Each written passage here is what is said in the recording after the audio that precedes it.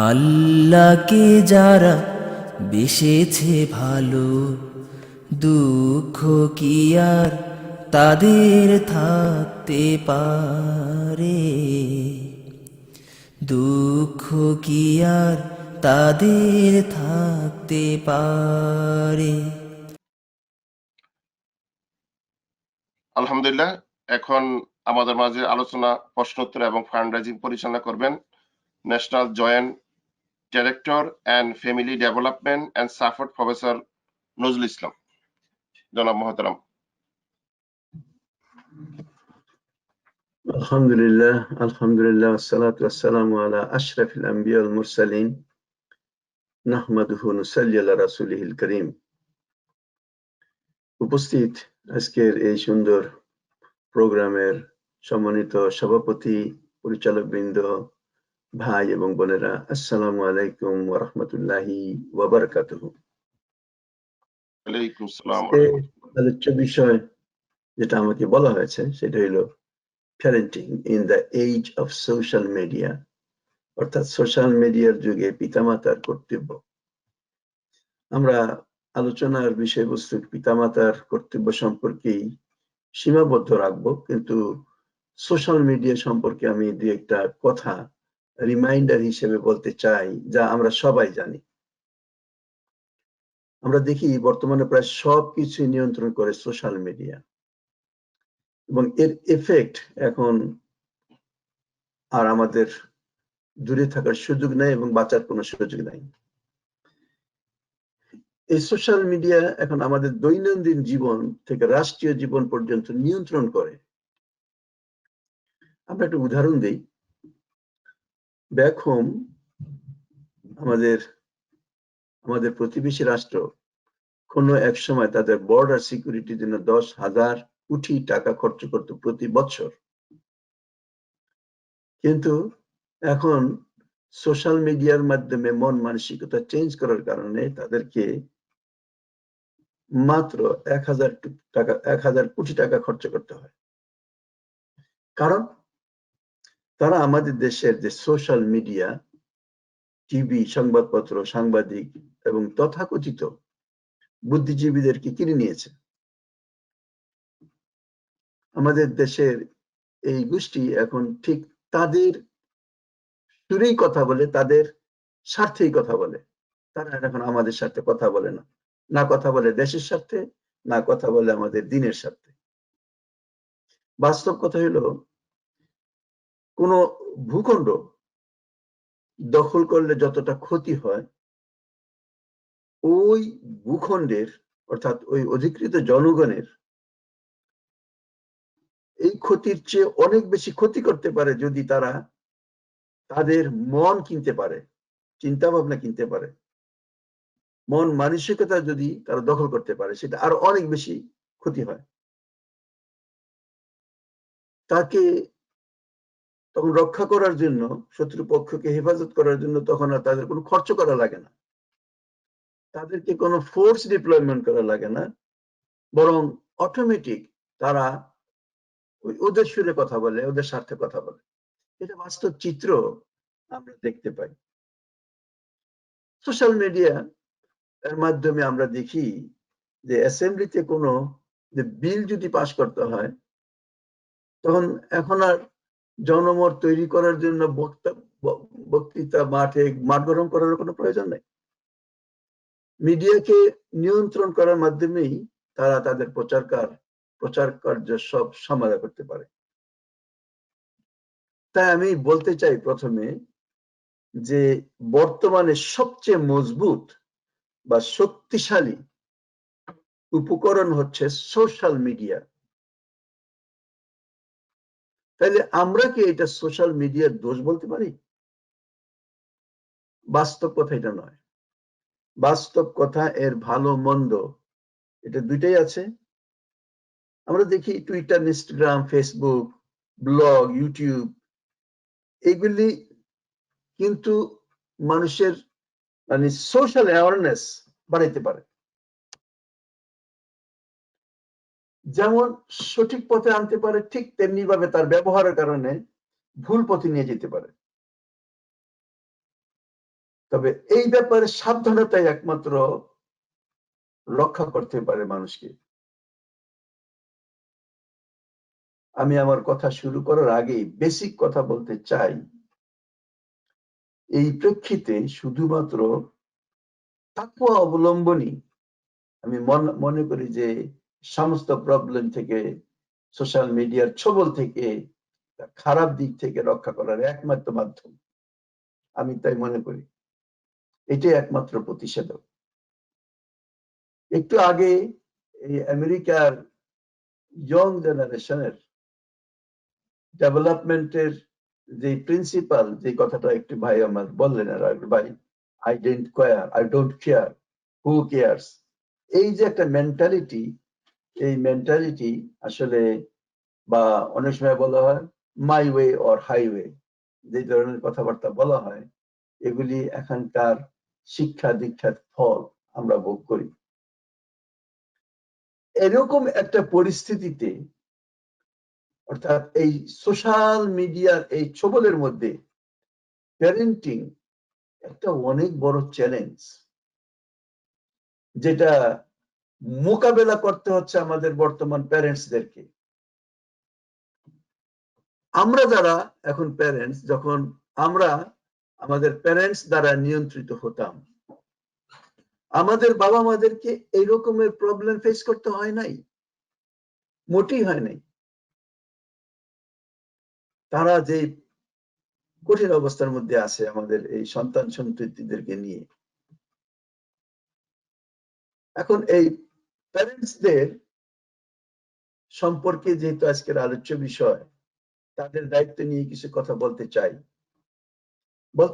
যে এটার যেমন কথাটা বললাম যে দুইটা সাইড আছে। একদিকে দেখেন, বাবা মা নিজেরা যদি অতিরিক্ত সোশ্যাল মিডিয়ার সাথে ব্যস্ত হয়ে যায়, তাহলে তার ফল কি দাঁড়ায়? তাছাড়া আজকাল চিন্তা ভাবনা এরকম হয়ে গেছে যে both the parents, father and mother, উভয়ই আসলে অনেক ক্ষেত্রে কাজ করেন, ওয়ার্কিং পিপল। মা ওয়ার্কিং লেডি, বাবা তো থাকারই কথা, দুজনে জব করেন। এই দুইজনের জব করার কারণে কতটুক সময় তারা বাসায় থাকেন, আবার যেটুক সময় থাকেন এরও পিতামাতারাও নিজেদেরকে এই সোশ্যাল মিডিয়ার ভিতরে লিপ্ত করেন এবং সেই নিয়ে ব্যস্ত থাকেন। কিন্তু আমাদের বোঝা উচিত, আমাদের যারা সন্তান, তারা কি চায়? তারা কিন্তু বেসিক্যালি বাপ মায়ের সান্নিধ্য চায়। তারা যখন দেখে কোনো কথা বলতে গেলে তাদের বাবা মা খুব অমনোযোগী, তারা কথা বলছে, গুরুত্ব না দিয়ে অনেক সময় বাবা মা একটু তাকায়, আবার তাদের কাজে লিপ্ত হয়ে পড়ে। এই কাজটা যে তারা করে, এটা কিন্তু আমাদের এই বাচ্চারা সহজেই বুঝতে পারে, এবং এই বুঝতে পারার যে ইফেক্ট, সেটা হলো এরকম যে আস্তে আস্তে তাদের ভিতরে একটা ওয়াল, একটা অদৃশ্য ওয়াল তৈরি হয়ে যায়। সন্তান সন্ততির প্রতি যেমন প্যারেন্টসদের মায়া কমে যায়, তার চেয়ে অনেক বেশি এফেক্ট করে এই সন্তান সন্ততিকে। তারা অনেক সময় মনে করে যে আমাদের সুখ দুঃখের কথা আমাদের বাবা মাদের শোনার কথা না। যে এক ব্যক্তি বলছে, এক স্কুলে বাচ্চাকে জিজ্ঞাসা করলো যে তুমি ফিউচারে কি হইতে চাও? তো বেবি বললো যে আমি ফিউচারে, আমি, সবাই অনেক কথা লেখছে, সে বললো যে আমি মোবাইল ফোন হইতে চাই। তখন টিচার বলতেছে তুমি মোবাইল ফোন হইতে চাও? বললো যে এটা সবার কাছে খুব প্রিয়, সবার কাছে খুব প্রিয়, এর ভিতরে মানুষ সবচেয়ে বেশি সময় দেয়। আমার বাবা মাও তাই। ইভেন আমি কথা বলতে গেলেও তাদের দৃষ্টি ওখানে থাকে, এবং তারা মনে হয় আমার চেয়ে সেই সোশ্যাল মিডিয়া অর্থাৎ এই ভিডিওকে বেশি খুব ভালোবাসে। এটা দেখেন আমাদের জন্য মারাত্মক এক জিনিস। নিত্যদিনের এই সমস্ত ছোট ছোট অবহেলা, আমি একটু আগে বললাম যে এই অবহেলা সন্তানদের মাঝে একটা ওয়াল তৈরি করে নেয়। সন্তান নিজের সুবিধা অসুবিধা তার দুঃখ কষ্ট আনন্দ বেদনা আর তার বাবা মায়ের কাছে শেয়ার করে না। কাদের সাথে শেয়ার করে? তাদেরই মতো বাবা মার থেকে আদরহীন সেই সমস্ত বন্ধু বান্ধবদের সাথে, তাদের সাথে তারা তাদের দুঃখ কষ্ট বলে শেয়ার করে বন্ধুদের সাথে। ইন্টারনেটের যুগে যেটা হাত বাড়ালে বিভিন্ন সোশ্যাল মিডিয়ার জানা অজানা কত রকম মানুষের সাথে তাদের সম্পর্ক হয়ে যায় এবং সবকিছু ইনস্ট্যান্ট তারা পেয়ে যায়, তাদেরকে কোথাও সফর করতে হয় না। এটা হলো প্রথম কথা। তারপরে আমরা বলবো যে আমরা যদি ভালো করে চোখ দেখি তাহলে এই যুগে সন্তানদের এই সোশ্যাল মিডিয়ার প্রতি এতটা আসক্তি যা কল্পনা করা যায় না। ইভেন আমরা দেখি ছোট বাচ্চাদের থেকে শুরু করে বাবা মাকে তার বাচ্চাদের খাওয়ানোর জন্য, শান্ত রাখার জন্য, ব্যস্ত রাখার জন্য মানে সবচেয়ে বড় সহজ যে জিনিস সেই সেলফোনটা তাদের হাতে তুলে দেয়, আইপ্যাডটা তাদের হাতে তুলে দেয়, ওই আইপ্যাড নিয়ে তাকে বসিয়ে দেয়। আমরা কল্পনাই করতে পারি না যে এটা কত বড় ক্রাশিং একটা blow for their children. We can't even imagine. বাচ্চারা শুধুমাত্র এই জিনিসের প্রতি আসক্তি তাদের বেড়ে যায় না, দিন রাত 24 ঘন্টা তারা নিজেদেরকে সোসাইটি থেকে আলাদা করে শুধুমাত্র তার ভিতরে কনসেন্ট্রেশন করে। এবং আপনারা দেখবেন যাদের বাবা মারা এই ধরনের কাজ করে তাদের সন্তানরা কথাও বলে না, দীর্ঘদিন কথাও বলে না। আর যদি আপনি তাদেরকে কথা বলেন, হেই তুমি কেমন আছো, খুব বেশি যদি জবাব দেয় ভালো। অথচ আমাদের যুগে এরকম ছিল, যদি জিজ্ঞাসা করে তাই তুমি কেমন আছো, আমি ভালো আছি, আপনি কেমন আছেন, কখন আসলেন, তখন যিনি কথা বলেন তার একটা দরজা খুলে যায়, উইন্ডো খুলে যায় কথা বলার। তা আমরাই তাদেরকে এরকম ভাবে তৈরি করে ফেলি যে তারা নিজেদেরকে এমন ভাবে ঘুটিয়ে নেয় যে তারা আর মানে এইভাবে সোশ্যাল আর হয় না। আর দ্বিতীয় কথা হলো ছোট বয়স থেকে দেখার কারণে, স্ক্রিনের প্রতি এত আসক্তির কারণে তাদের চোখেরও ক্ষতি হয়। আমরা দেখি যে পয়েন্ট বলতে চাই, বাচ্চাদের এই টিভি ইন্টারনেট তাদের টাইম কমানো কিভাবে সম্ভব? সম্ভব শুধুমাত্র যদি পিতামাতা তাদেরকে বেশি টাইম দেয় এবং কোয়ালিটি টাইম দেয়। মানে ওইটা টাইম না যে তাদের সামনে বসে ওই মিডিয়া নিয়ে, ওই সেট নিয়ে অন্য কাজে লিপ্ত হবে, এটা কোয়ালিটি টাইম না। কোয়ালিটি টাইম ওই টাইম যেটা 100% টাইম সেই বাচ্চাদের প্রতি কনসেন্ট্রেশন দেওয়া, সেটা কোয়ালিটি টাইম। সেই টাইমটা আমরা অনেকেই দিতে পারি না। আমি এই কথা বলবো না যে বর্তমান যুগে আমার সন্তান সন্ততিদেরকে আমি কোনো এই মিডিয়ার সাথে পরিচিতি করব না, না, এটা সম্ভব নয়। তাদেরকে এই ডিভাইস দিতেই হবে, কারণ এই যুগের সাথে কোনো না কোনো ভাবে তাল মিলিয়ে তাদেরকে চলতেই হবে। সুতরাং না দিয়ে আপনি পারবেন না। আর স্কুল কলেজের যে ব্যবস্থাপনা সেটা আপনাকে দিতেই হবে, তবে আপনি দিবেন। ইভেন তাদেরকে সেটা ব্যবহার করার জন্য আপনি দিবেন, কিন্তু আপনি অবশ্যই সময় নিয়ন্ত্রণ করবেন। সময়কে আপনাকে নিয়ন্ত্রণ করতেই হবে। তাছাড়া আমি বলবো, পরের পয়েন্ট আমি যে কথাটা বলতে চাই, যেহেতু সংক্ষিপ্ত ভাবে বলবো, যে সংসারের যে কাজকর্ম আছে, ইভেন সে ছেলে হোক মেয়ে হোক, তাদেরকে সাংসারিক জীবনে গড়ে তোলার জন্য তাদের যে রেসপন্সিবিলিটি, এটা ফিল করতে হবে, ট্রেনিং দিতে হবে। আপনার ছেলে, তাকে আপনি বলবেন, বাবা জগে একটু পানি নিয়ে আসো, বাবা এই প্লেটগুলি টেবিলের উপরে সাজায় দাও।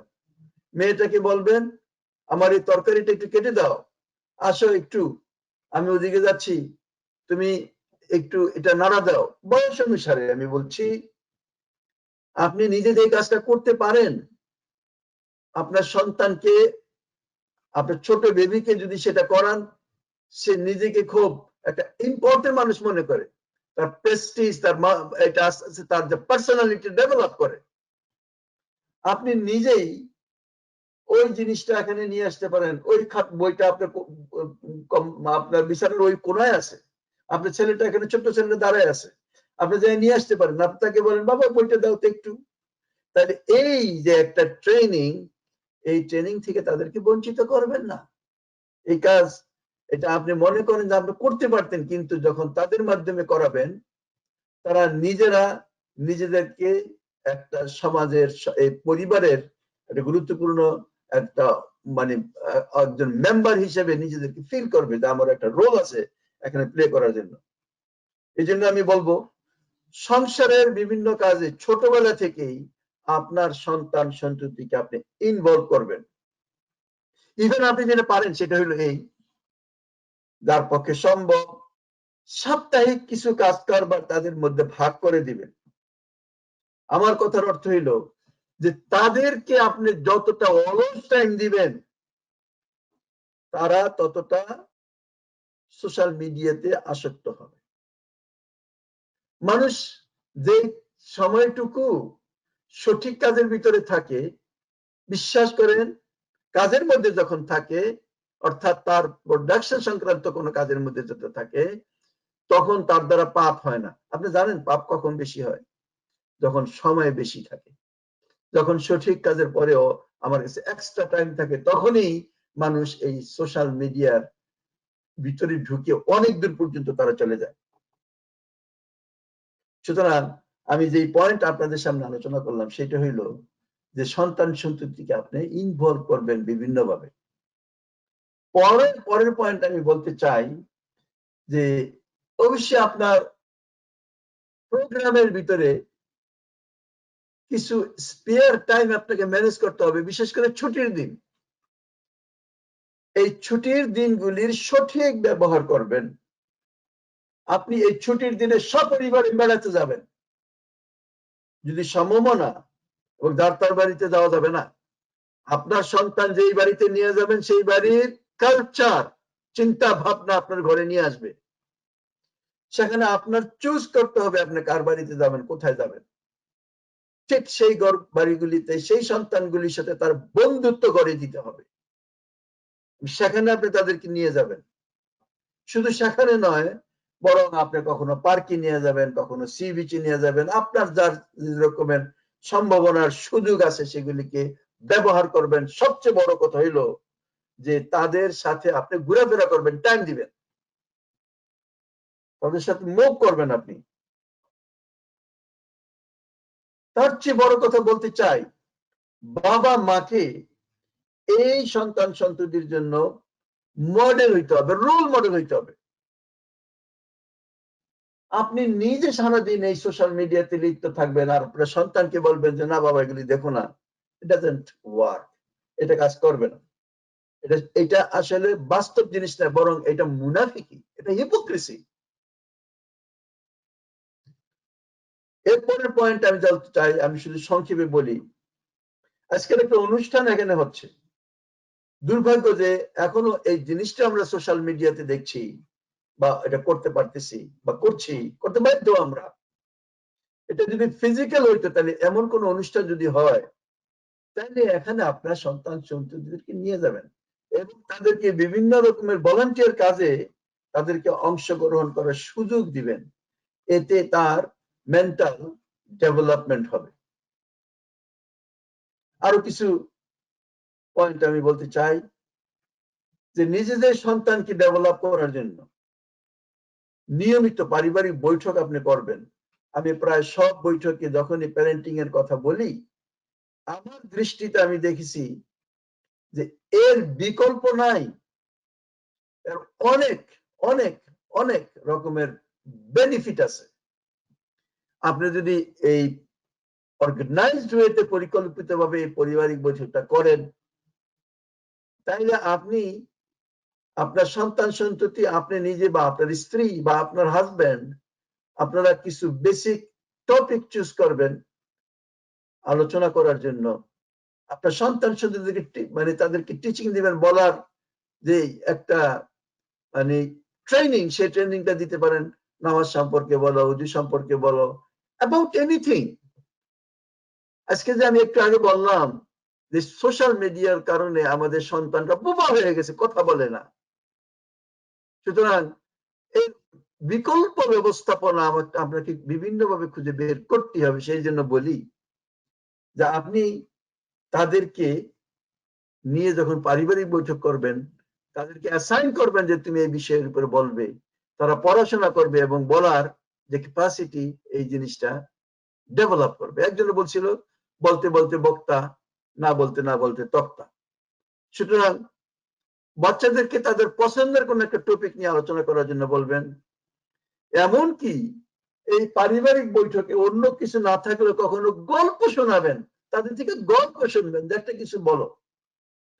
সেই সাথে এর একটা পার্ট থাকবে আমাদের প্যারেন্টস এবং এই সন্তানদের মাঝে যে গ্যাপ সৃষ্টি হয়, একের বিরুদ্ধে আরেকজনের যে কমপ্লেইন থাকে, সিচুয়েশনটাকে এমন ভাবে ডেভেলপ করবেন যে আজকের এই বৈঠকে তুমি স্বাধীন, যা ইচ্ছা তাই বলতে পারো। আর যখন সে আপনার কোনো তার অপছন্দনীয় জিনিসের দিকে দৃষ্টি আকর্ষণ করে, আপনি সেটাকে সংশোধন করবেন। বা আপনার সন্তানকে অন্য সময় যে কথাটা বলতে পারেন না, যেহেতু এই বৈঠকটা আপনি নিজেই করে দিয়েছেন, সে কারণে আপনি সেই বৈঠকে সেইগুলি আলোচনা করতে পারেন। আমি শেষে আরো দুটা পয়েন্ট বলতে চাই। একটা হলো যে এই যে সোশ্যাল মিডিয়া, তার ব্যবহার খুব কঠিন জিনিস। আপনারা অনেকেই জানেন আমি ফ্যামিলি সাপোর্ট বা ফ্যামিলি ম্যারেজ কাউন্সিলিং, এমনকি ম্যারেজ জয়নিং, ছেলে মেয়েদের বিয়ে দেওয়ার কাজ করি। এই পর্যন্ত আমার কাছে সবচেয়ে বড় যেটা বাধা, সেটা হলো মেয়ের বা ছেলের যে মানে ফেসবুক প্রোফাইল, সেই জিনিসটা দেখেই যে আমার চোখের সম্মুখে যে আমি যা বললাম তার বিপরীত জিনিসের সাথে তাদের পরিচয় করিয়ে দেয় এবং শেষে সেপারেশন হয়ে যায়, অর্থাৎ আর আগে বাড়ে না। আমি বলবো আপনাদেরকে কয়েকটা সাবধান বাণী।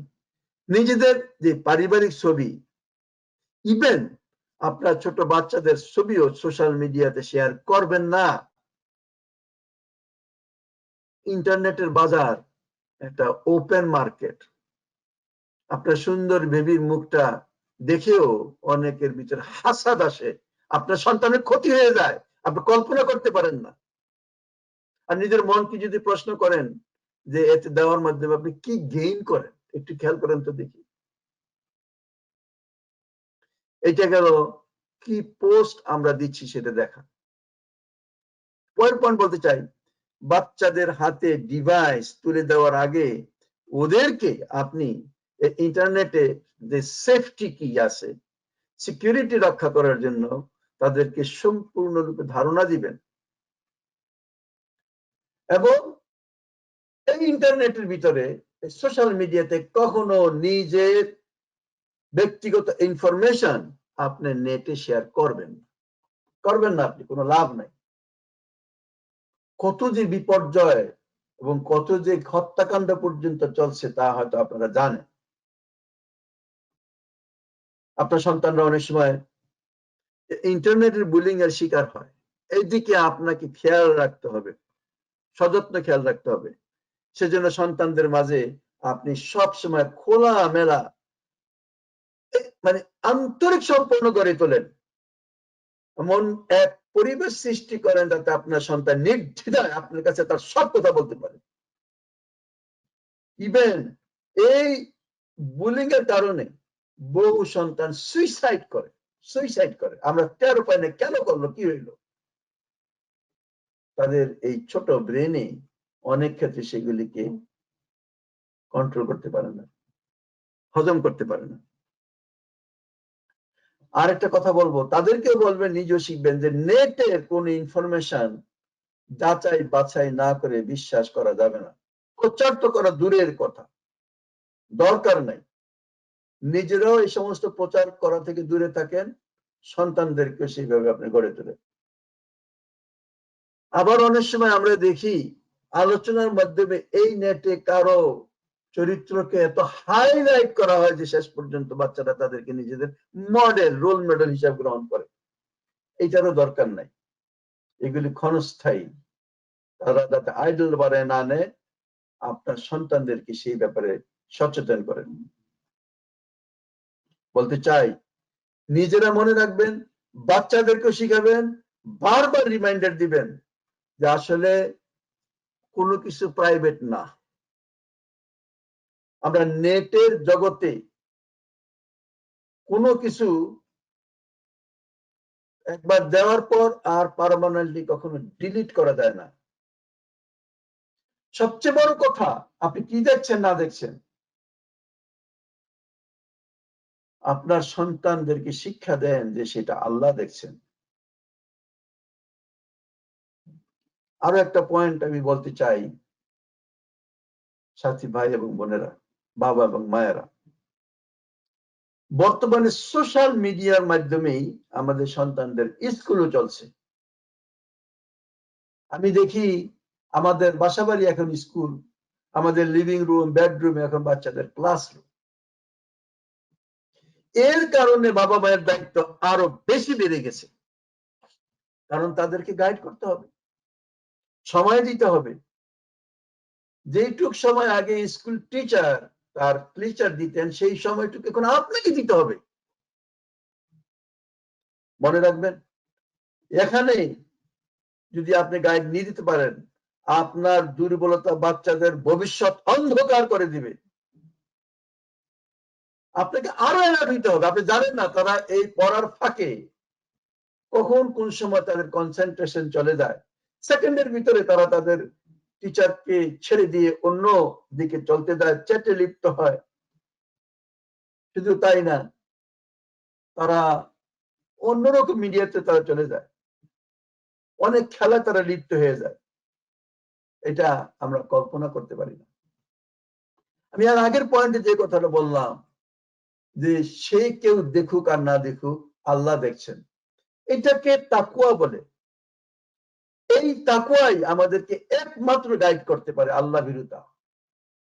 এবং সেই তাকুয়ার ট্রেনিং আপনার সন্তান সন্ততিকে দিতে হবে এবং নিজে সেটা প্র্যাকটিস করতে হবে। আল্লাহর অস্তিত্ব সবসময় নিজের ভিতরে জাগরিত রাখতে হবে। সাথী ভাই বোনেরা, আমার সম্মানিত মুরব্বিয়ান, মনে রাখবেন, রাব্বুল আলামিন কোরআনে মেনশন করেছেন, ইস্তাওয়াদ আলাইহিমুশ শাইতান ফাআনসাহুম যিকরাল্লাহ। কিছু লোকের উপর শয়তান চেপে বসেছে এবং আল্লাহর স্মরণ থেকে তাকে দূর করে দিয়েছে। আল্লাহ সূরা মুজাদ্দিলার 19 নম্বর আয়াতে যেই আমাদেরকে ইনফরমেশন দিলেন, সেটা হইলো যে শয়তান চেপে বসে এবং আল্লাহর স্মরণ থেকে গাফেল করে দেয়। এবং যাদেরকে আল্লাহ স্মরণ থেকে গাফেল করে দিতে পারে, তার পক্ষে শয়তান তাকে পরিচালনা করার জন্য যা ইচ্ছা তাই করতে পারে। এটি হলো বাস্তবতা, এটাই হলো বাস্তবতা।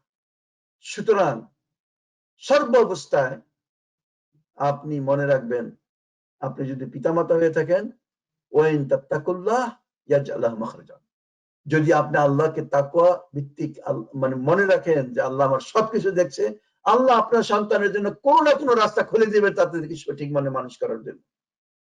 আর যদি সেটা ভুলে যান, তাহলে আলটিমেটলি তাদেরকে শয়তানের লালন পালনের মাধ্যমে তারা বড় হয়ে যাবে, সেই ব্যাপারে আমাদের সাবধান হতে হবে। আজকে আমরা এখানে যারা একত্রিত হয়েছি, আমি এই প্রোগ্রামটার ভিতরে দেখলাম এটা একটা ফান্ড রাইজিং প্রোগ্রাম। প্রিয় ভাই এবং বোনেরা, একদিকে আমি বলবো হিসাবের খাতা আর লম্বা করবেন না। হিসাবের খাতা যত লম্বা করবেন, কিয়ামতের ওই কঠিন দিনে আপনার হিসাব দেওয়া ততটা কঠিন হবে। তাহলে সেই খাতা তো অলরেডি আমাদের অনেক বড় আছে। আমরা তো অনেকেই একটা না দুইটা জব করি, অল্প পয়সা আমাদের হয় না। বারবার আমাদেরকে আমাদের ফার্নিচার, গাড়ি, বাড়ি, গাড়ি সবকিছু আরো চাই আরো চাইয়ের ভিতরে আমাদের অনেকেরই সময় কেটে যায়। কিন্তু আমি বলছি যে হিসাবের খাতা কমান। আপনি জানেন হিসাবের খাতা কমানোর মাধ্যম কি? হিসাবের খাতা কমানোর মাধ্যমে এই সম্পদকে আপনি আল্লাহর রাস্তায় দিয়ে দেন, হিসাব সেদিন আপনি অন্য দিক থেকে পাবেন। অর্থাৎ আপনার পাওনার খাতাটা, হিসাবটা বড় হয়ে যাবে, আরো পাইতে থাকবেন, 700 গুণ। 700 গুণ কেন, আরো অনেক বেশি যা আল্লাহ চান তা পাবেন আপনি। আর যদি এদিকে থাকেন তাহলে হিসাব দিতে দিতে দিতে দিতে আপনি টায়ার্ড হয়ে যাবেন, এবং আপনি সঠিক হিসাব দিতে পারবো না আমার মনে হয় না, আমি হয়তো পারবো না। তাই ওই হিসাবের খাতাকে কমানোর জন্য আপনি যে ফান্ড রাইজিং এর কথা হচ্ছে, it is the best investment. আমি এখানে দেখলাম, আর একটু কথা বলি, আমি খুব বেশি টাইম নেওয়ার কথা না। আমি আপনাদের সামনে রাসূলুল্লাহ সাল্লাল্লাহু আলাইহি ওয়াসাল্লামের প্রিয় সাহাবী হযরত আবু দারদা সম্পর্কে একটু আপনাদের সাথে শেয়ার করতে চাই। তাদের নামের পরে আমরা রাদিয়াল্লাহু আনহু বলি, অর্থাৎ আল্লাহ তাদের প্রতি সন্তুষ্ট, তারাও আল্লাহর প্রতি সন্তুষ্ট। রাদিয়াল্লাহু আনহু ওয়া রাদু আন। আমি আপনি কি চাই না যে আল্লাহ আমার প্রতি সন্তুষ্ট হোক? আমার নামের পরে মৃত্যুর পর লেখা হবে না, রাদিয়াল্লাহু আনহু লেখা হবে না, এটা ঠিক। কারণ নবী নাই যে তিনি আল্লাহর কাছ থেকে আমার সম্পর্কে জেনে নেবেন যে আমি আল্লাহ আমার উপর সন্তুষ্ট। কিন্তু আখিরাতে যাতে সেই রকমের অবস্থা হয়, সেটার জন্য কর্মপদ্ধতি শুধু একটাই, তারা যেই কাজ করেছে, চিন্তা ভাবনার যা তাদের মেন্টালিটি ছিল, নিজেদেরকে সেইভাবে পরিচালিত করা। আমাদের যেই বিপুল চাওয়া পাওয়ার আশা আকাঙ্ক্ষা, তার বিপরীতে আপনি দেখেন আবু দারদা, তার মেয়ের বিয়ের যখন প্রস্তাব আসলো ইয়াজিদ ইবনে মুয়াইবিয়ার পক্ষ থেকে, গভর্নরের পক্ষ থেকে প্রস্তাব আসলো, কিন্তু আবু দারদা এই প্রস্তাব প্রত্যাখ্যান করলেন। বরং তিনি এক অতি সাধারণ মুসলমানের সাথে তার মেয়ের বিয়ে দিলেন। মানুষের সমালোচনা শুনে শুনে তিনি শেষ পর্যন্ত বললেন, আমি দারদার প্রতি, অর্থাৎ আমার মেয়ের প্রতি লক্ষ্য করেছি, যখন দারদার মাথার উপর চাকর বাকর দাঁড়িয়ে থাকবে এবং ঘরের বিপুল সম্পদের প্রতি তার দৃষ্টি পড়বে, তখন তার কি অবস্থা হবে, তার নজর পড়বে, তখন তার দিনের কি অবস্থা হবে। প্রিয় ভাই এবং বোনেরা, আমাদের সন্তান সন্ততিকে, নিজের মনকে প্রশ্ন করে দেখেন, এই দুনিয়ার বুকে প্রতিষ্ঠিত করার জন্য, ডাক্তার, ইঞ্জিনিয়ার, সায়েন্টিস্ট বানানোর জন্য আমরা যতটা চিন্তা ভাবনা ইনভেস্ট করি, তার শতভাগের এক ভাগও কি আমরা তাকে ওই কঠিন বিচারের দিনে যে সে আল্লাহর সম্মুখীন হবে, সেই অবস্থায় জবাব দেওয়ার জন্য কি আমরা তাকে প্রস্তুত করি? নিজের মনকে প্রশ্ন করে দেখেন, কতটুকু খরচ করেছেন আপনার সময়, আপনার এনার্জি। শুধু ভালো স্কুলে তাকে নিয়ে যাওয়ার জন্য আমাদের অনেক মা বোন কতটা সময়, কতটা এনার্জি, কতটা চিন্তা ভাবনা তাদের ভিতরে থাকে। কিন্তু আল্লাহর ওই সাহাবী, যাকে আমি আমার মডেল বানাতে চাই, তার চিন্তা ভাবনাটা কিরকম ছিল, আমরা একটা উদাহরণ দিয়ে দেখলাম। যে অফার আসলো ইয়াজিদ ইবনে মুয়াবিয়া ইবনে আবু সুফিয়ানের পক্ষ থেকে, কিন্তু তিনি সেটাকে টার্ন আউট করে দিলেন। আবু দারদা সবসময় ইলমের প্রতি তিনি উৎসাহ দিতেন। তিনি বলতেন কি জানেন, তোমরা আলিম অথবা তালেব আলিম, অর্থাৎ জ্ঞান শিক্ষাকারী, অথবা তাদের প্রতি ভালোবাসা পোষণকারী, অথবা তাদের অনুসারী হও, এই চারটার যে কোনো একটা হও। আলিম হও, তালেবে আলিম হও, তাদের প্রতি ভালোবাসাকারী হও, এবং তাদেরকে অনুসরণকারী হও, এই চারটার যে কোনো একটা হও। তিনি বলতেন, মনে রেখো, জ্ঞানী ব্যক্তিদের সাথে প্রবেশ করা ও বের হওয়া একজন মানুষের বিজ্ঞতার পরিচয়। আমরা কার সাথে সম্পর্ক রাখি? আর সে আবু দারদা, তিনি এমন ছিলেন, বা আমল ছিলেন, অর্থাৎ যা শিখেছিলেন নিজের জীবনে তা প্রতিষ্ঠিত করে গেছে। তিনি বলছেন, যে জানে না তার ধ্বংস একবার, আর যে জেনে আমল করে না তার ধ্বংস বারবার। সুতরাং যে স্কুল খোলা হয়েছে, যেটা ভবিষ্যতের জন্য ইনশাল্লাহ আমার বাচ্চারা পড়বে, ওই আবু হানিফার ওই আবু দারদার কথা বলছি, ফরজের নামাজের পর তিনি 10 জন করে একটা গ্রুপ তৈরি করতেন, যেমন আপনারা এই স্কুলটা এই মসজিদটাতে করতে পারবেন, এবং প্রত্যেক গ্রুপের জন্য একজন কারিকে নিয়ন্ত্রণ করতেন যাতে তাদেরকে শিক্ষা দেওয়া হয়। একদিন দেখা গেল তার এই স্কুল থেকে 1600 ছাত্র বের হচ্ছে সকালবেলা ফজরের পরে। সেই জন্যই আমি এতক্ষণ যা বুঝলাম যে স্কুলটা তৈরি হয়েছে, সেই স্কুলটা এই জন্যই তৈরি হয়েছে, আমরা যা দেখলাম। সুতরাং আমরা এই স্কুলটা এই মসজিদটাকে সামনে নিয়ে যাওয়ার জন্য আমাদের যে ইনভেস্টমেন্ট, প্রিয় সাথী ভাই এবং বোনেরা, এর চেয়ে বড় ইনভেস্টমেন্ট কি থাকতে পারে? ইনভেস্টমেন্ট তো সেটাই বড় যেটা আপনাকে যুগ যুগ ধরে ডিভিডেন্ড দিবে। মৃত্যুর পর সব রাস্তা বন্ধ হয়ে যাবে 3টা জায়গা ছাড়া, তার ভিতরে একটা এরকম সাদাকায়ে জারিয়া আপনি যা করে গেছেন, শিক্ষা যা মানুষকে দিয়ে গেছেন তার উপর আমল করে, এবং ওয়ালাদে সালিহিনা, এমন সৎ সন্তান যারা আপনাকে মৃত্যুর পর আল্লাহর কাছে মাগফিরাতের জন্য দোয়া করবে, সেইটা গড়েনি তো সেই স্থানটা। আপনি এখানে একটা পয়সা খরচ করার মাত্র খরচ নয়, বরং এটাকে আপনি হেফাজত করলেন।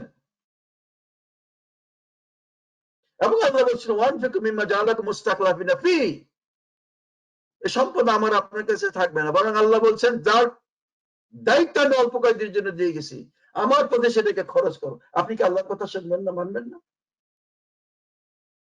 সেই জন্য আজকের যে আয়োজন, এখানে পিছপা হবেন না, এখানে পিছপা হবেন না।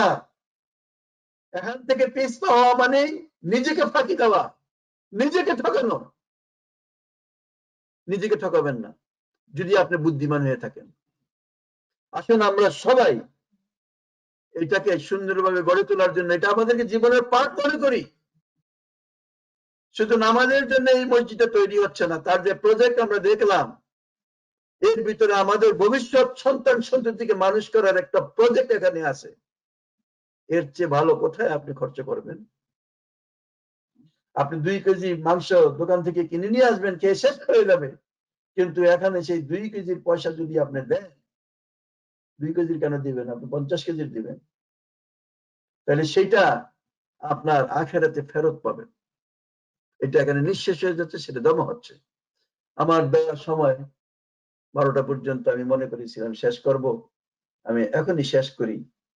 শুধুমাত্র নিজের জন্য, আপনার জন্য আল্লাহ রাব্বুল আলামিন যা নির্ধারিত করেছেন, সেই দায়িত্বকে তিনি আমাদেরকে প্রেরণ করেছেন খলিফা হিসাবে, প্রতিনিধি হিসাবে। এই সন্তান সন্ততি আমাদের কাছে আল্লাহর এক বিরাট বড় আমানত। দেখেন আল্লাহ বলছে কু আনফুসাকুম আহলিকুম নারা, নিজেকে, পরিবার পরিজনকে জাহান্নামের আগুন থেকে রক্ষা করো, তাদেরকে দ্বীন শিক্ষা দাও, তাদেরকে ইসলাম শিক্ষা দাও, তাদের সাথে আল্লাহর পরিচয় গড়ে তোলো। এইরকম এক পরিবেশ সৃষ্টি হচ্ছে আপনার সেই প্রতিষ্ঠানটি। আমি সবাইকে সেই প্রতিষ্ঠানের প্রতি তাদের সাধ্যর চেয়ে বেশি, আমি সাধ্য অনুসারে বলি নাই, আমি সাধ্য অনুসারে বলি নাই, সাধ্যের চেয়ে বেশি, আপনি আপনার সাধ্যের চেয়ে অনেক অনেক সময় বেশি জিনিস আপনি ইনভেস্ট করেন, প্রয়োজনে আরেকজনের কাছ থেকে ধার নেন। আমি আপনাকে ধার নিতে বলবো না, আপনি কারটেল করেন আপনার আরেকটা আনন্দ ফুর্তির জায়গা থেকে। কম, এটার মর্যাদা বুঝলে আপনার অন্য জিনিসগুলি কম মর্যাদা রয়ে যাবে, তখন আপনি তার ভিতরে ইনভেস্ট করতে পারবেন। আল্লাহ আমাদের সবাইকে সেই তৌফিক দান করেন। সুবহানাক আল্লাহুম্মা ওয়া বিহামদিক, নাশহাদু আল্লা ইলাহা ইল্লা আনতা, আস্তাগফিরুকা ওয়া আতুবু ইলাইক। আসসালামু আলাইকুম ওয়া রাহমাতুল্লাহি ওয়া বারাকাতুহু। আল্লাহকে যারা বেসেছে ভালো, দুঃখ কি আর তাদের থাকতে পারে, হতাশা কি আর তাদের থাকতে পারে। আল্লাহকে যারা বেসেছে ভালো, দুঃখ কি আর তাদের থাকতে পারে, হতাশা কি আর তাদের থাকতে পারে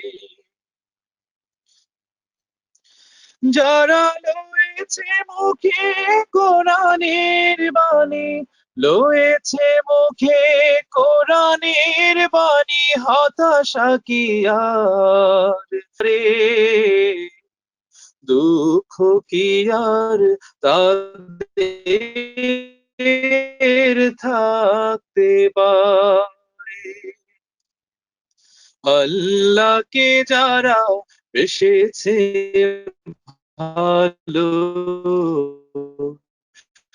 দুঃখ কি আর তাদের থাকতে পারে সম্মানিত এলাকাবাসী এবং বিভিন্ন পর্যায়ের আমার মুরব্বিনে কেরাম, সম্মানিত ভাইরা এবং বোনেরা, আল্লাহ রাব্বুল আলামিনের দরবারে শুকরিয়া আদায় করি যে যিনি আমাদেরকে তার দ্বীনের জন্য কাজ করার সুযোগ করে দিচ্ছেন,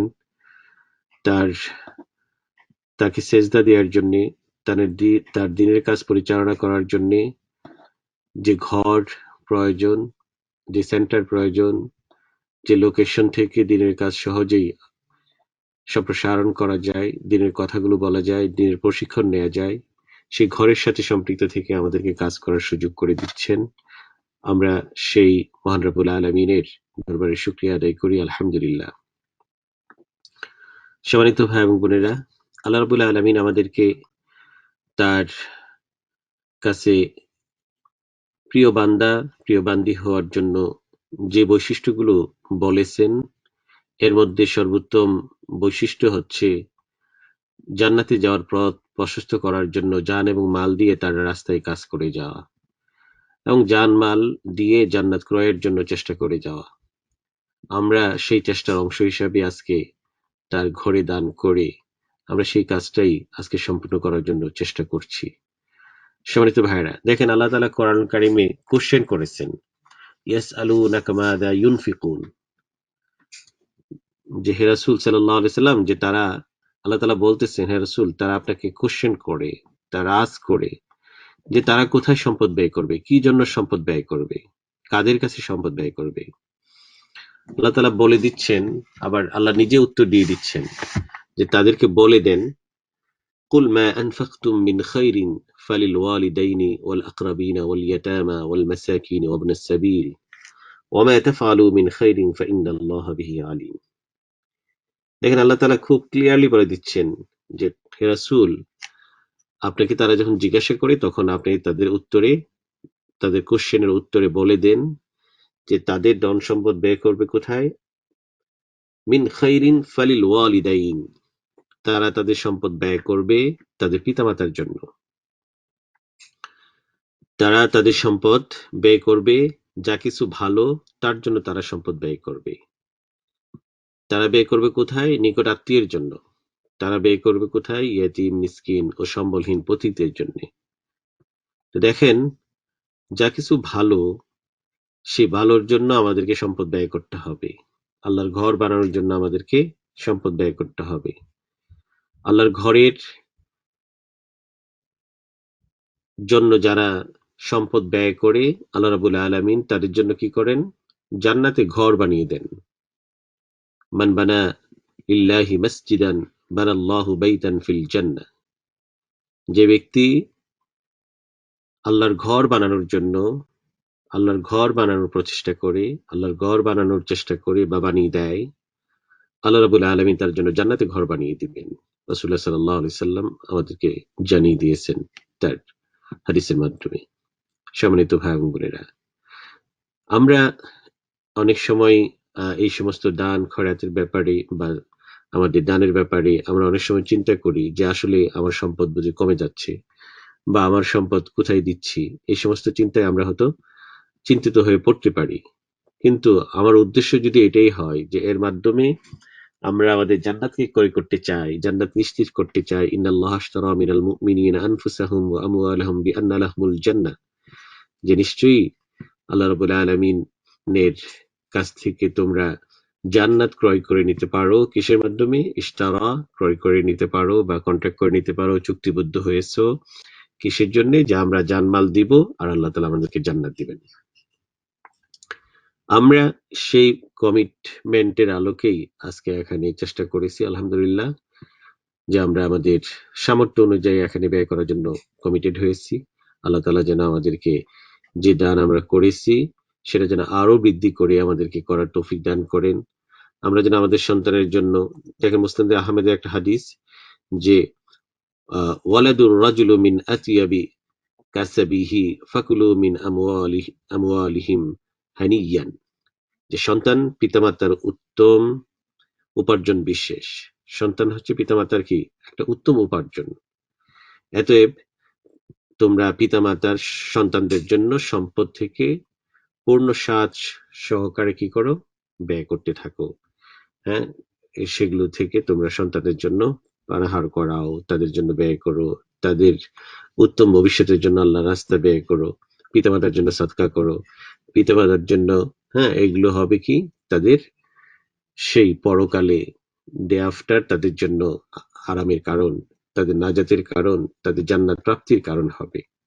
সম্মানিত ভাই এবং বোনেরা, সুতরাং আজকে আমরা যে কাজটা করেছি সেটা উত্তম কাজ করেছি। যেহেতু আমরা দীর্ঘ সময় আলোচনা শুনেছি, আমি এখন খুব লম্বা আলোচনায় আর যাচ্ছি না। আমরা চাই একটা উত্তম ফ্যামিলি গঠন করতে চাই। সেই ফ্যামিলি গঠন করার জন্য আমাদেরকে নিজেদেরকে কিছু ভূমিকায় উত্তীর্ণ হতে হবে। যে ভূমিকায় উত্তীর্ণ আমরা যদি হই, তাহলে আমরা আমাদের সন্তানদেরকে সঠিকভাবে তৈরি করতে সক্ষম হব এবং সেই সন্তানরাও সেই কাজগুলো করতে পারবে। আমি খুবই ছোট্ট করে আপনাদের সামনে কয়েকটা পয়েন্ট বলতেছি, যে পয়েন্টগুলো আপনারা আগেও শুনেছেন, শুনে থাকবেন। হযরত লোকমান আলাইহিস সালাম তার সন্তানকে নসিহত করেছিলেন। আসলে আমরা প্রত্যেকেই সন্তান, আবার প্রত্যেকেই পিতামাতা হচ্ছি।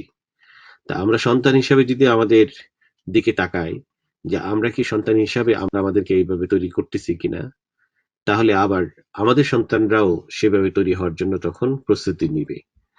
আমি সূরা লুকমানের সেই 9টা পয়েন্ট খুবই সংক্ষেপে বলেই আমি আলোচনা শেষ করবো ইনশাআল্লাহ। আল্লাহ তাআলা বলতেছেন, ইয়া বুনাইয়া লা তুশরিক বিল্লাহ ইন্না শিরকা লাযুলমুন আযীম। হে বৎস, তুমি কি করো না? আল্লাহর সাথে শিরক করো না। এটা একটা কঠিন, হ্যাঁ, জুলুম এবং সবচেয়ে বড় গুনার কাজ। এখন আমরা আমাদেরকে প্রথম চিন্তা করতে হবে, আসলে কি আমরা আমাদের কাজের মধ্যে শিরকি করতেছি? আমরা আমাদের সন্তানদেরকে যেমন শিরক থেকে মুক্ত রাখতে যাচ্ছি বা চেষ্টা করব, তাহলে আমাদেরকে চিন্তা করতে হবে যে আমরা সকল প্রকার শিরকি থেকে নিজেদেরকে মুক্ত করতে পারতেছি কিনা। আমরা কি কখনো এটা মনে করি কিনা যে আমার যদি এই জবটা না থাকতো তাহলে আমি কি করতাম? না খেয়ে মরতাম। তাহলে এটা এক ধরনের শিরক। আমি আমার জবকে আল্লাহর সাথে শিরক করে ফেলতেছি, ক্ষমতাবান বানিয়েছি রাজ্জাক হিসাবে। কোনোভাবেই সেটা করার সুযোগ নাই।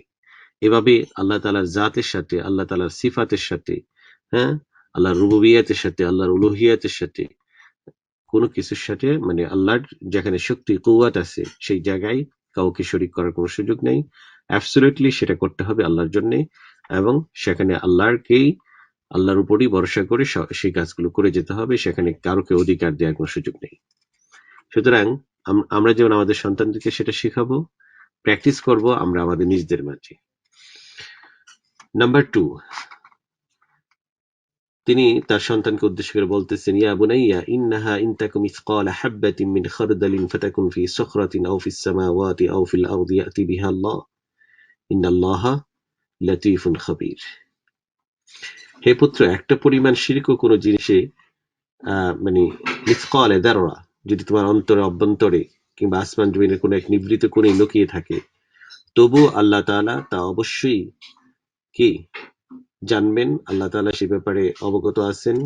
আল্লাহ খুবই সূক্ষ্মদর্শী, গোপন জিনিস সম্পর্কে তিনি অবগত রয়েছেন।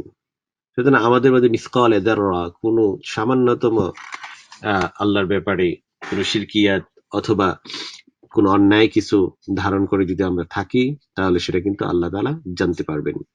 সেই ব্যাপারে আমাদেরকে আমাদের মনকে পবিত্র করতে হবে এবং আমাদের সন্তানদেরকে সেভাবে সেই অনপরিমাণ খারাপ কাজ থেকে, মন্দ কাজ থেকে ভালো রাখার জন্য তাদেরকে প্র্যাকটিস করাতে হবে, শেখাতে হবে। নাম্বার 3, তিনি তার সন্তানকে উদ্দেশ্য করে বলতেছেন, খুব ইম্পর্টেন্ট। শিরক থেকে বাঁচার পরে, গুনাহ থেকে বাঁচার সাথে সাথে আমাদেরকে যেই কাজটা সবচেয়ে ইম্পর্টেন্ট, সেটা হচ্ছে কি, ইয়া বুনাইয়া আকিমিস সালাহ, হে সন্তান তুমি কি করো, নামাজ কায়েম করো। নামাজ হচ্ছে একটা মৌলিক ইবাদত। নামাজ হচ্ছে as-সালাত মিফতাহুল জান্নাহ, জান্নাতে যাওয়ার কি চাবি। সুতরাং নামাজকে মাইনাস করে আমরা কোনোভাবেই জান্নাতে যেতে পারবো না। নামাজের সাথে সম্পর্ক ছাড়া কোনোভাবেই জান্নাতে যাওয়ার কোনো সুযোগ নাই। এবং নামাজ আমাদেরকে সকল অন্যায় অবিচার কাছ থেকে বিরত রাখে, এটা মনে করে আমাদেরকে পবিত্র করার জন্য, পরিশুদ্ধ করার জন্য, আল্লাহর সাথে মিশে যাওয়ার জন্য, আল্লাহর সাথে নিজেদেরকে আরো ঘনিষ্ঠ করে দেওয়ার জন্য এই নামাজকে সেভাবে ঘনিষ্ঠতর করে আমাদেরকে সেই নামাজ আদায় করতে হবে। প্রাণপ্রিয় বোনেরা, আমরা অনেক সময় নামাজ পড়ি, আমাদের নামাজের মধ্যে ছোটখাটো ভুল ত্রুটি থাকতে পারে, নামাজের মধ্যে অ্যাটেনশন কম থাকতে পারে, তাই বলে আমাদের নামাজ ছেড়ে দেওয়ার কোনো সুযোগ নাই।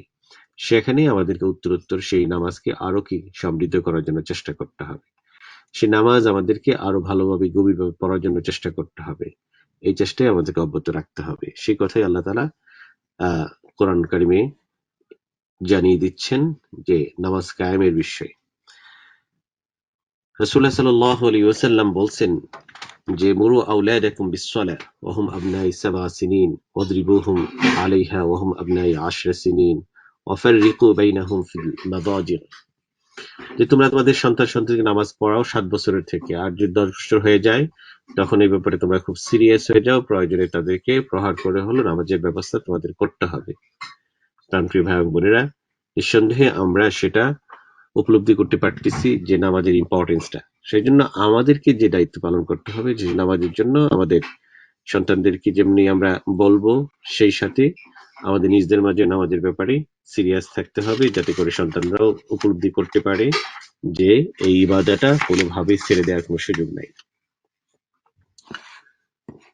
নাম্বার 4, তিনি তার সন্তানকে উদ্দেশ্য করে বলছেন, ওয়া'মুর বিল মা'রুফ ওয়ানহা আনিল মুনকার, তোমরা মানুষকে ভালো কাজের আদেশ দাও, মন্দ কাজ থেকে তোমরা বিরত রাখো। আমরা সৎ কাজে আদেশ দেয়া এবং খারাপ কাজ থেকে বিরত রাখার কাজটা সবসময় করে যেতে হবে। আমরা যদি সে প্র্যাকটিস বেশি বেশি করতে পারি, অর্থাৎ মানুষকে ভালো কাজের আদেশ দিতে পারি, মন্দ কাজের থেকে বিরত রাখতে পারি, আমাদের এই প্র্যাকটিসটা আমাদের সন্তানদের উপর পড়বে, তারা খুব সহজেই এই প্র্যাকটিসের সাথে নিজেদেরকে সম্পৃক্ত করতে পারবে।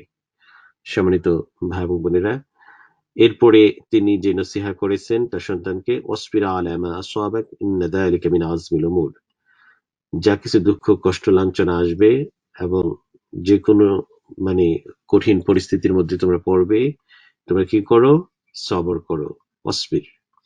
হ্যাঁ, সকল অবস্থায় আমাদেরকে সবর করতে হবে, কারণ আল্লাহ রাব্বুল আলামিন বলছেন যে আল্লাহর কাছে যদি আমরা নিশ্চিত কোনো কিছু লাভ করতে চাই, তাহলে আমাদেরকে চাইতে হবে দুটো মাধ্যম তিনি আমাদেরকে শিখিয়েছেন, একটা হলো নামাজ আর একটা হলো সবর।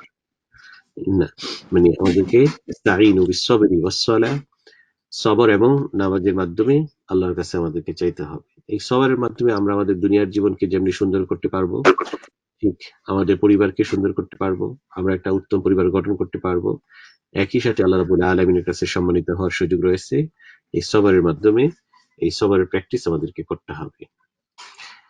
নাম্বার 6, তিনি তার সন্তানকে যে ওসিয়ত করেছিলেন, ওয়ালা তুসাইর খাদ্দাকা লিন-নাস, লোকদের প্রতি কখনো অহংকার প্রদর্শন করো না, অহংকার করে ঘৃণা করে লোকদের থেকে মুখ ফিরিয়ে নিও না।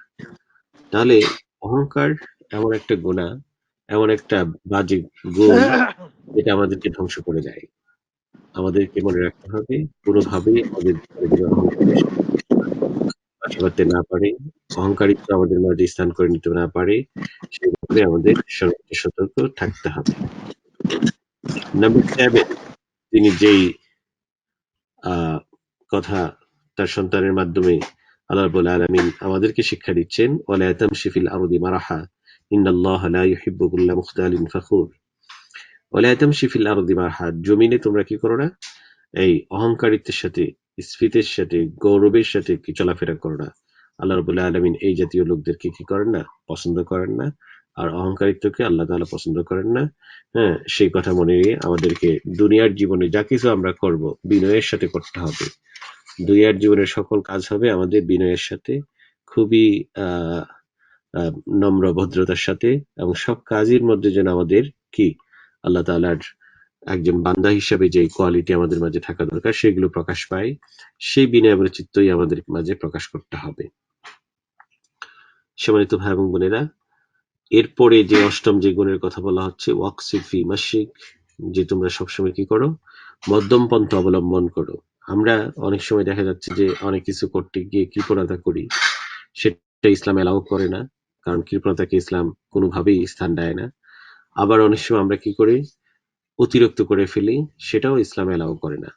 তাহলে কৃপণতা এবং আহ এবং মানে অতিরিক্ত কিছু করে ফেলা অর্থ ব্যয়ের ক্ষেত্রে সেটা যেমন জায়েজ নেই, ঠিক একইভাবে আমাদের জীবনের ভালো কাজ ছাড়া অন্য যে কোনো কাজের ক্ষেত্রে আমাদেরকে ব্যালেন্স করে সবকিছু করে যেতে হবে।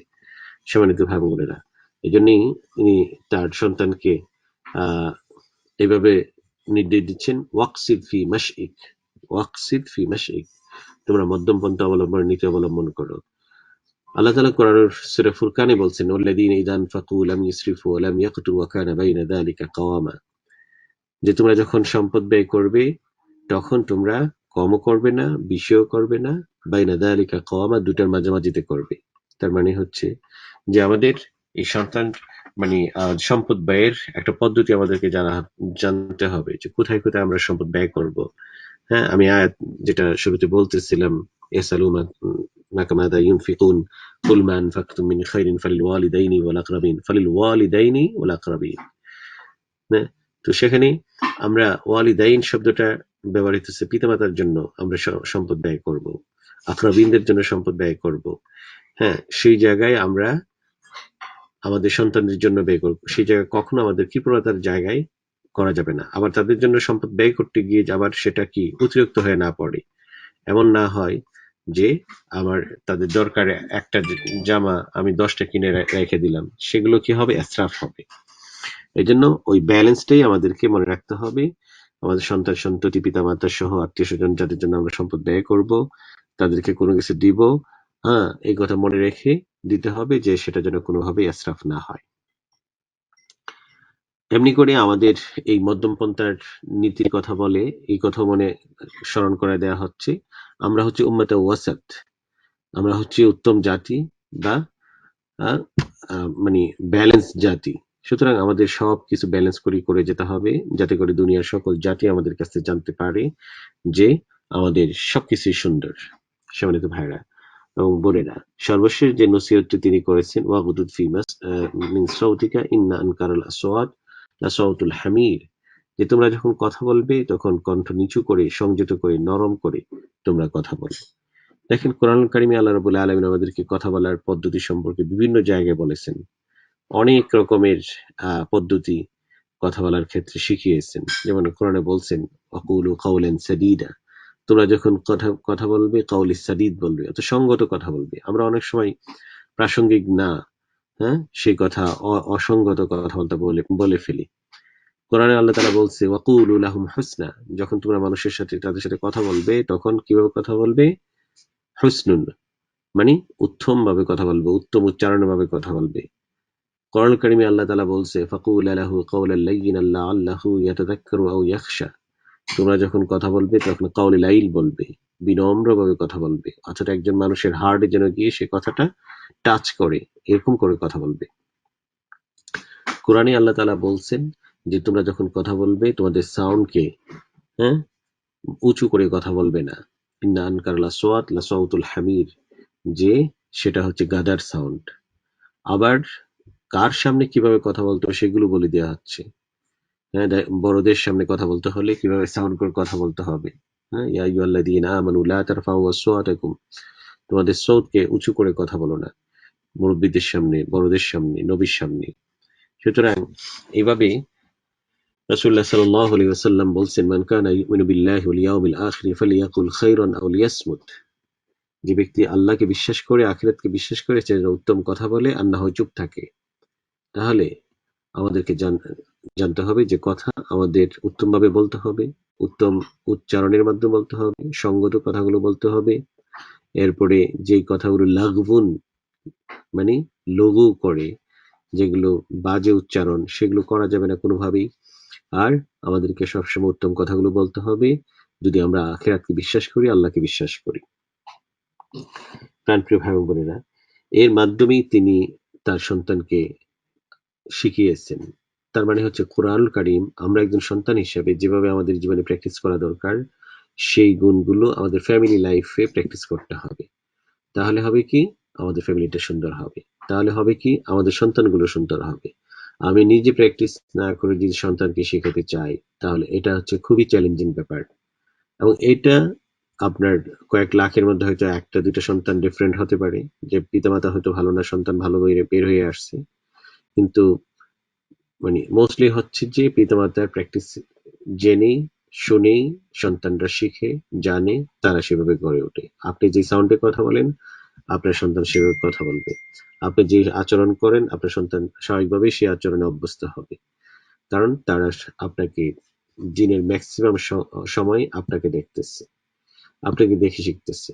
এই জন্য আমাদেরকে সন্তান তৈরি করার ক্ষেত্রে নিজেরাই প্র্যাকটিস গুলো করতে হবে, হ্যাঁ, এবং নিজেরা নিজেদের সন্তানদেরকে শিক্ষা দেওয়ার জন্য নিজেদের প্র্যাকটিসটাকে বাড়াতে হবে কোরআন এবং সুন্নাহর আলোকে। প্রিয় ভাই ও বোনেরা, যেহেতু নামাজের টাইম হয়ে গেছে, আমি আমার আলোচনা শেষ করতে চাচ্ছি যে আমরা যত বেশি বেশি কোরআন এবং সুন্নাহর আলোকে আমরা আমাদের জীবনের প্র্যাকটিস করব, ততই আমরা আমাদের সন্তানকে শেখাতে সক্ষম হব। আর আমরা যতই কোরআন থেকে হাদিস থেকে দূরে সরে যাব, ইসলাম থেকে দূরে সরে যাব, আমাদের সন্তানগুলো ততই কোরআন এবং সুন্নাহ থেকে দূরে সরে যাবে, ইসলাম প্র্যাকটিস থেকে দূরে সরে যাবে।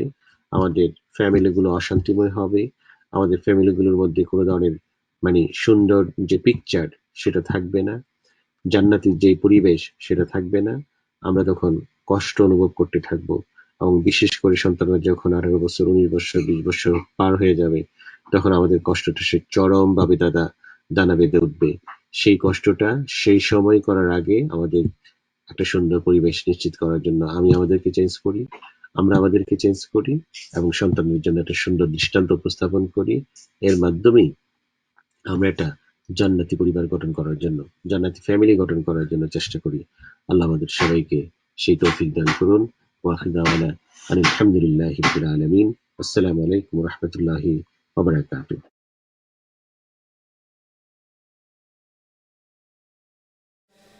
আল্লাহকে যারা বেসেছে ভালো, দুঃখ কি আর তাদের থাকতে পারে? দুঃখ কি আর তাদের থাকতে পারে? আল্লাহকে যারা বেসেছে ভালো, দুঃখ কি আর তাদের থাকতে পারে? দুঃখ কি আর তাদের থাকতে পারে? যারা লয়েছে মুখে কোরআনের বাণী, লয়েছে মুখে হাদিসের বাণী, হতাশা কি আর তাদের থাকতে পারে? দুঃখ কি আর তাদের থাকতে পারে? আল্লাহকে যারা বেসেছে ভালো, দুঃখ কি আর তাদের থাকতে পারে? দুঃখ কি আর তাদের থাকতে পারে? সামনে বাড়ালো পা যারা আজ নতুন পৃথিবী গড়তে, জানা তো আছে তাদের সবার কত যে হবে লড়তে।